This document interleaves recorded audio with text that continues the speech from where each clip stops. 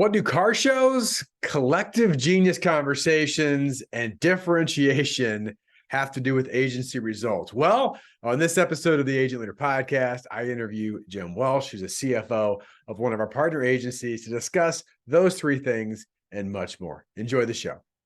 Welcome to the Agent Leader Podcast. My name is Brent Kelly, and I am your host. Thanks so much for joining me on the podcast today. Today, I have a very special guest. I have a great guest on my podcast today, Jim Welsh.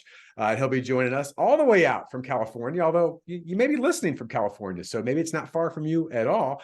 But we've got a great guest today, and I'll get to Jim in a second. First and foremost, I always want to share the mission of this podcast. The mission is to educate, to empower, to equip you, the independent insurance agency leader, to help you become your best version possible. And as you've probably heard me say, if you listen to this podcast regularly, we have introduced a new program and process, the Best Version Possible Fast Track. This is a 90-day integrated training program. In fact, it might be something that Jim and his team have gone through in some way, our training programs together. Go to sitkins.com/fast track to learn more about it. Sitkins.com/fast track. And if you have questions and want to set up a call with our coach to learn more about it, you certainly can do that there as well.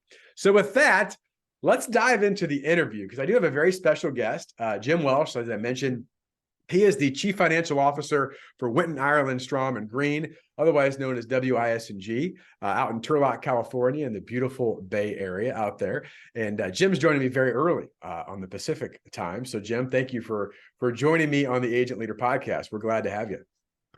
Oh, Brent, it's a pleasure. And it's been a real pleasure to become affiliated with the Sitkins Group. Really, we're just starting, 90 to 100 days in, and we're really excited.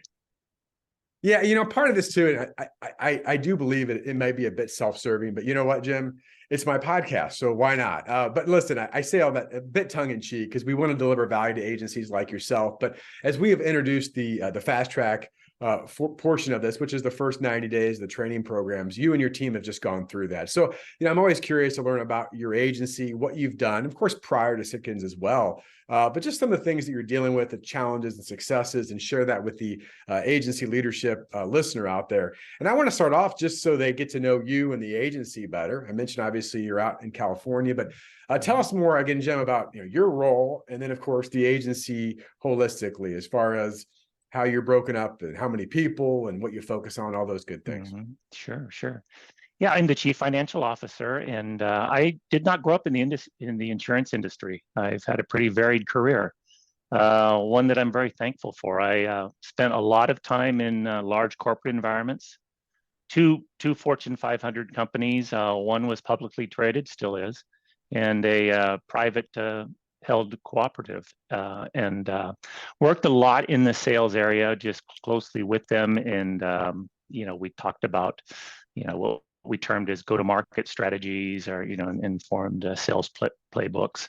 And so gained a lot of that, but I'm at the core, I began in the financial accounting area. Yeah. And then I went and ran the operations of a business for 12 years. And so I think I got a unique feel for the other side, if you will, as a client. And so we had a whole host of insurance products that we were leveraging there. And so that helped to give me a perspective as I came in here. And I think at the same time, one of the things I got into very early on was human resources. And I'm a senior certified professional with SHRM, and I think that has helped inform, my relationships internally and externally. So I think I bring that as well. Yeah, as far as Winton-Ireland. Yeah. Well, thank you. Yeah, Winton-Ireland is just a fantastic company to come into. It's family owned. It's a community oriented. We are locally focused, but we do have a regional impact. We have 3 offices, one in Turlock, California, and then just north of Modesto, and just one south in Livingston. Rooted in Central Valley, heavily in ag, but we have a whole host of products that we've got, and so we're really excited to be able to be a part of the Sitkins Group and take what we have been doing, but bring greater continuity to it. Bring a better understanding of why we're doing what we're doing, And so that has been something that we've been embracing over the last 90, 100 days. Yeah. And Jim, just how many people at the agency? Yeah, a little over 100. Yeah. We've got about 80 or so in Turlock, about 15 in Modesto, and a small office in Livingston. Yeah, well, and I wanted to bring that out because, hey, obviously you're a sizable agency, but there's a lot of people, and you always joke about leadership. And leadership would be so darn easy if it just wasn't for the Oh, people. You know, isn't that the truth? it just wasn't for the people, right? They always, there's something to do, and there's an issue, and in fact, I just heard a podcast the other day, and it was talking about the fact that people certainly are the greatest blessing, right? Some of the things we're able to do and impact their lives, incredible, but they also can be certainly one of our top frustrations that we deal with in organizations as well. So, certainly we'll probably talk about both of those in different capacities on the interview today, and maybe I'll start. I always like to be a positive guy. But I want to start off with the agency listeners. I mean, every agency has challenges. We know that. I know we've had discussions, as you guys were looking into to our approach and some of the structure and processes, and is this the right fit for us? And we talked about some of the challenges that you all had, but maybe there's more than one, Jim. But if you could say, hey, this is probably the biggest challenge that we have faced or are facing, what would you say that is today, and how are you going about to address it? That's a great question. I'll probably step back and talk about how we came to where we are now with our relationship with Sitkins. That was a process that it just didn't happen overnight. We experienced some other solutions that just weren't fitting with us culturally and what we were trying to do. And so it was really important for us to sync up with an organization that was really in line with what we truly thought was important in the market.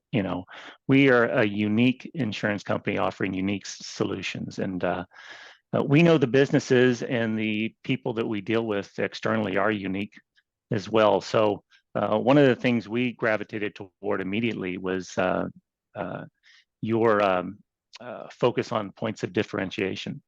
That was something that that synced up right away with us.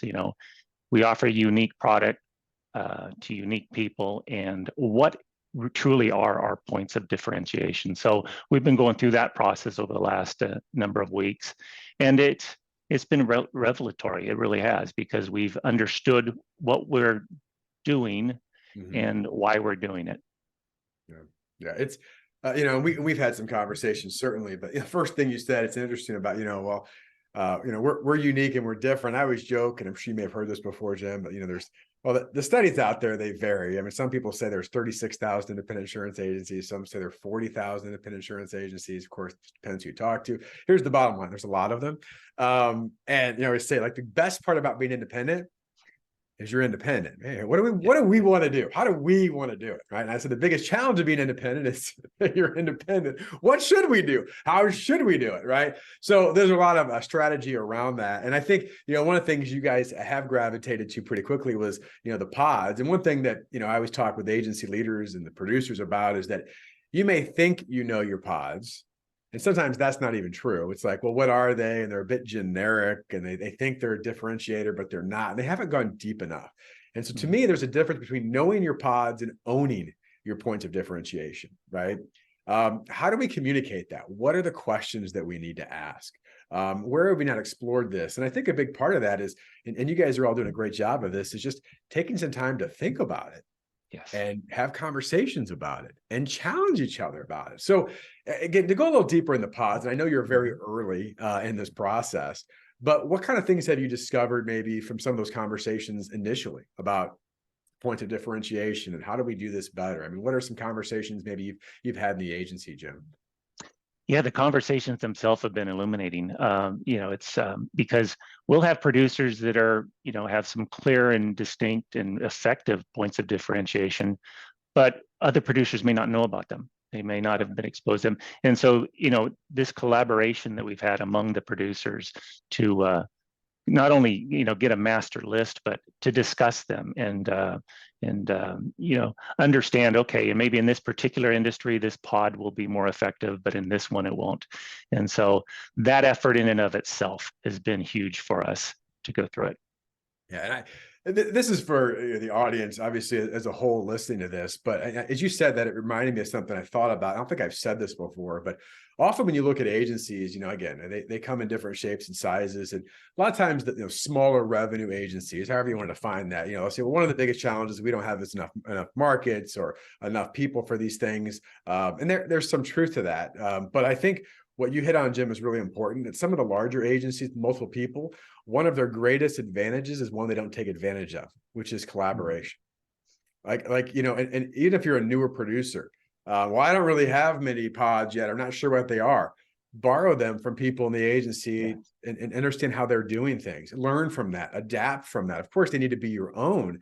But there is such power, and we see this all the time. And people take it for granted, the collective genius of masterminding or meetings.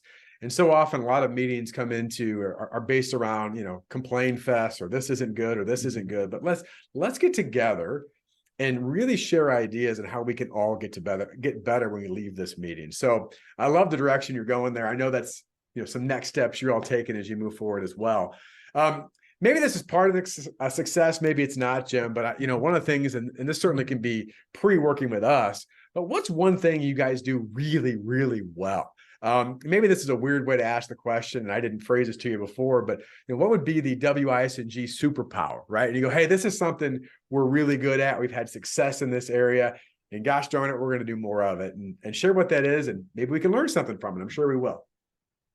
Yeah, I think it probably goes back to our community orientation. Our top clients, our top 20, if you will, Yep. are historically significant to us. We went back a lot of years, and so those relationships that we've built are highly valued. And I think one of the things as we've came into Sitkins, it's okay.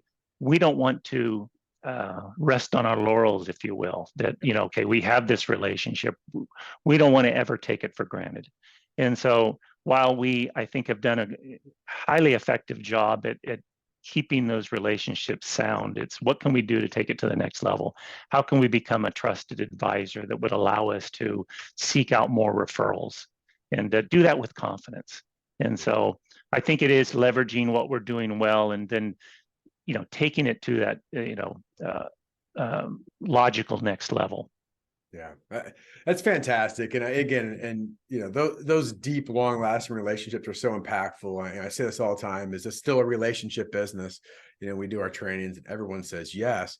My tongue-in-cheek reply, but it's truthful, is, well, what are we doing to deepen that relationship? Yes. Right. And I think you hit on it really well, Jim, is that we can, if we're not careful. I've done this. You rest on your laurels because you just assume, because we've had this relationship so long, that we'll always have this relationship. And there's a reason why you've had the relationship for so long. So let's not forget about how we got there and how do we make improvements. So, and again, maybe, I don't know if you have a specific answer to this or not, and I don't want to put you on the spot, but have there been some things as an agency you have done with some of these legacy type of relationships that someone goes, oh, that's a great idea, or something we can consider doing?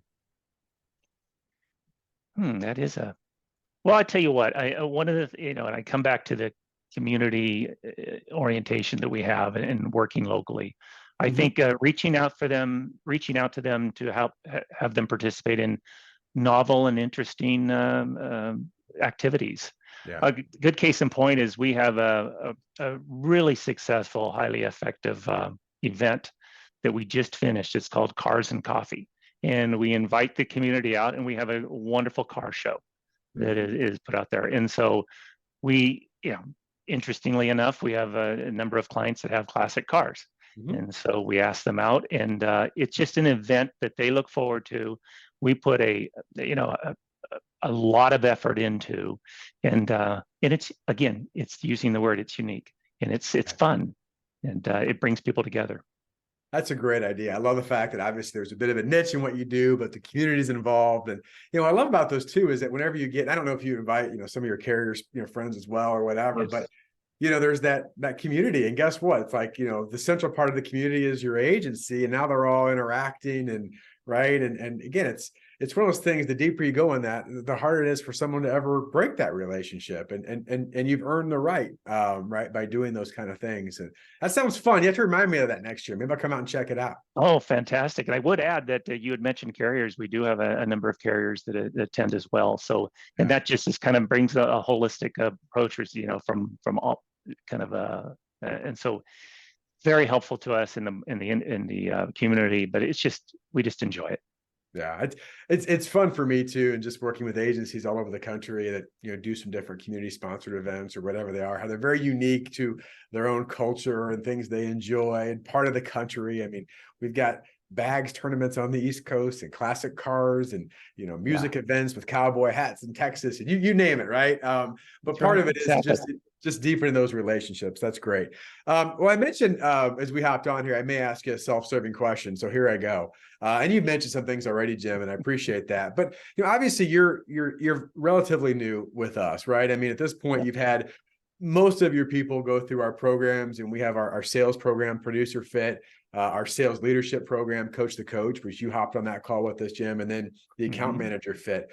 Just from your experience so far, what's been your agency's greatest takeaway? What have you been able to take away from some of the things that you've done through our program so far? Yeah, the first thing that comes to mind, and I think it's a major one, is the holistic approach you have. Bringing the account managers into this training, bringing the entire agency, if you will, into this training has been huge for us.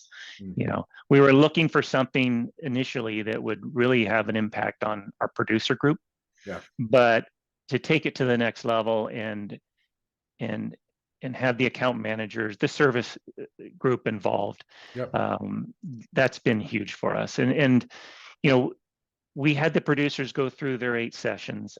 We had made the operational decision to stagger that a little bit and have the account managers go out a few weeks later. We're just now getting the fruit of that training. And so the account managers now are syncing up with what the producers are doing. So, the high performance team meetings have began to be a major focus of ours, and we're already reaping the benefits of those. And so bringing those two teams together, along with the leadership above them, has been huge. That's great. And I wish I could sit here, and I've mentioned this in the podcast before, that this is part of our fast track model. We gave it a real name so people can understand what it is and gravitate around it.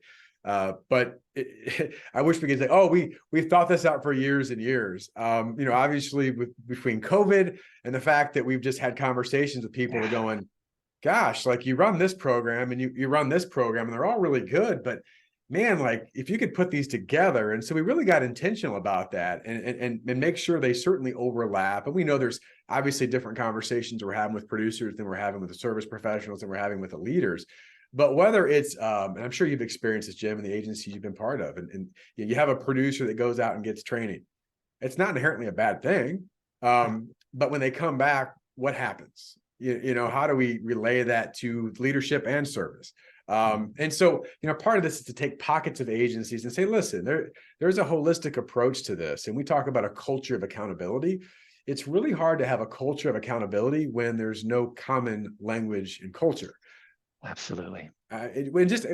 You're nodding your head, so I'll let you maybe address that, because culture is not an easy thing. It's hard enough when you're separated. So what would you comment on that, Jim? Yeah, I mean, the common language is significant. We are doing things together, but somewhat differently right now. We're very fortunate, Brent, that we have a strong culture. We have our turnover is in place exactly where we would like it to be. And so we've kind of set ourselves up now to take it to the next logical level. And so common language, being able to speak one thing I would add is it's exciting for us to think about new producers, new employees at large coming on now, because they're going to be able to step into that common language and that common method of going about business. And so we're looking forward to that to be as a byproduct of this.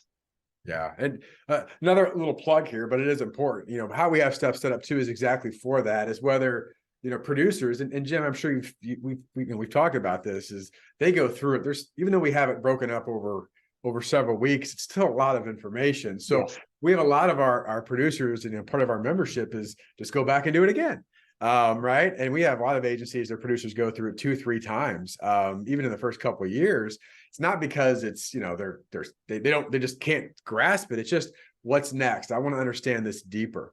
And then, of course, to your point too, Jim, is we've got new people coming on board. Now we can integrate them into a process and a plan that everyone's heard and been part of, which is really great to hear. And what's been an interesting byproduct is that, we talk about people all the time, recruiting, developing, retaining, part of this, and this doesn't have to be a Sitkins thing. It's just a professional growth thing. But if you've got a professional growth plan and a system for your agency, it does help you recruit. It does help you obviously develop and hopefully retain, because people are part of something that's growing.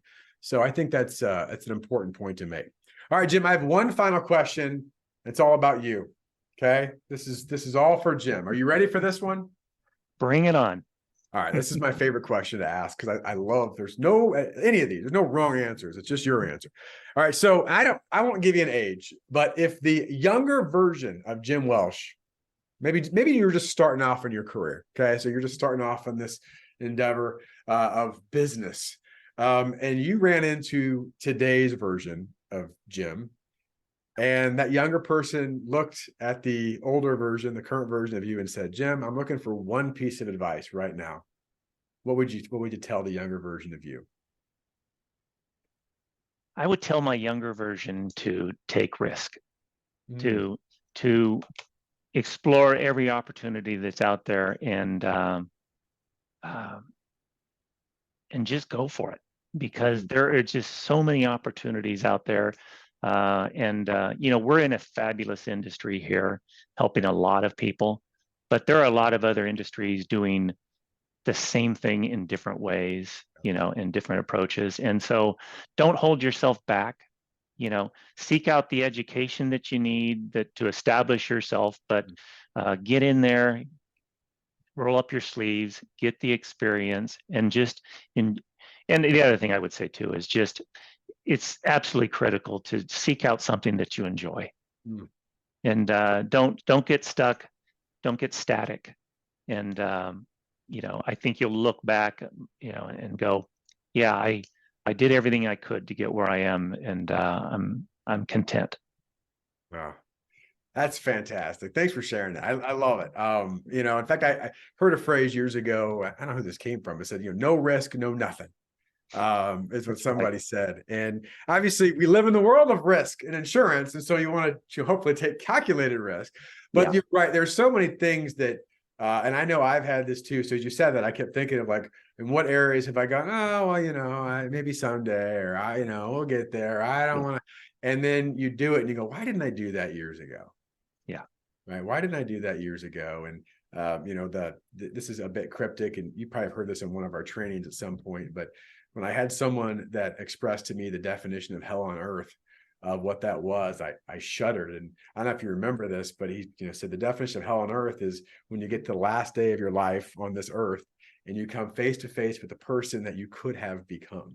And I will change this: the person you could have become if you only would have taken that risk. Right, to put on what you said, Jim. So, Jim, thank you so much. This has been awesome. I've got great value. Any final words you want to share with the audience before we depart? I know you got a busy schedule, a busy day ahead for you. No, Brent, I appreciate the opportunity. We're excited about the future. These are uncertain times in a lot of ways, but we can control what we can control, and let's just have fun doing that. Yeah, that's for sure. For sure. Well, thank you, Jim. As always, I appreciate it. As a listener, thank you for being a listener to the Agent Leader Podcast. Again, as a reminder, if you want to learn more about our programs and what we do, some of the cool things that Jim was talking about, you go to sitkins.com. And if you want to learn about fast track, I'll get the words out. Go to sitkins.com/fast track. So with that, thank you so much. Wish you all the best.